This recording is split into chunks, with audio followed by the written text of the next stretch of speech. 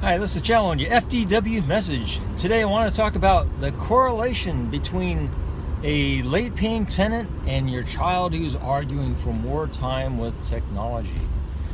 And the key factor in each case is the landlord or the parent. There's rules set, and let's say you assuming that you set rules for your children, and the tenant certainly knows what the rules are because they signed a rental agreement. It's a legal document. And what that legal document allows you as the landlord to do is to proceed with legal action if they pay late.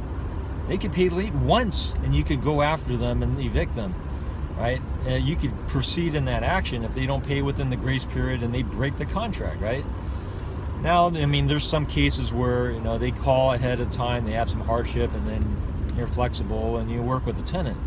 But by the legal agreement, you have every right to push with the legal action and then evict your tenant. Now, the problem occurs when you are wishy-washy on your rules. And when we're talking about your child with technology, if you're wishy-washy on your rules, and we all have a little bit of a gray area. I mean, there's some rules that are really hard and some rules that are, well, there's a gray area. And the kids will find that out.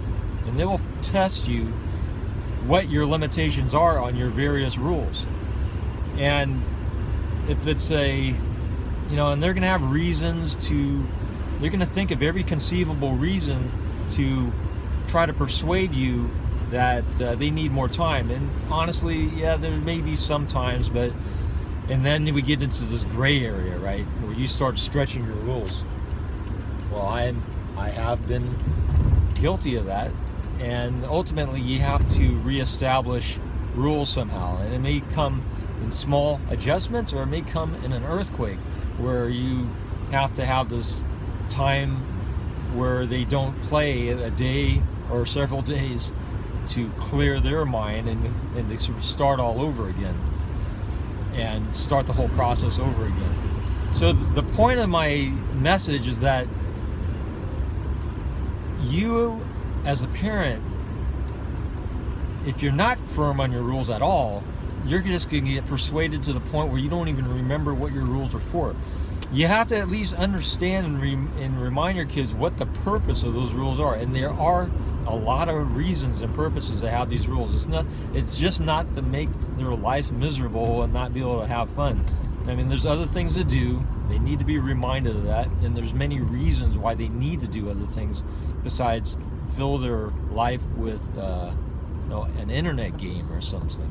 Right? Part of it may have to do with what they're doing with their personal device. But even if they're doing serious stuff, they need to limit the amount of time that they're using.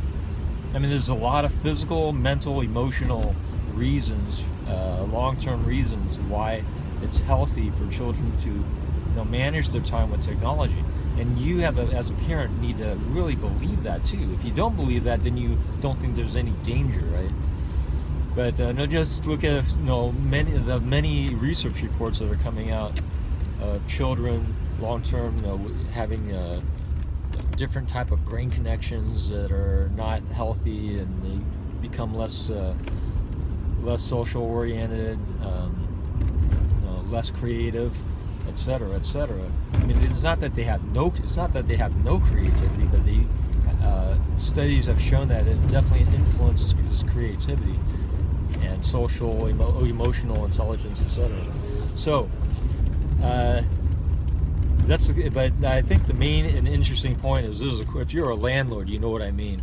You can't give in. You can't be flexible with what your lease agreement says, and therefore you cannot be totally flexible with the rules that you establish. And your kids will argue, and your tenant will argue sometimes ad nauseum that for their ability to pay late. But once you get into that rut, boy, that's a serious problem you got. So this is Challenge with your FTW message, and I'll see ya on the next video.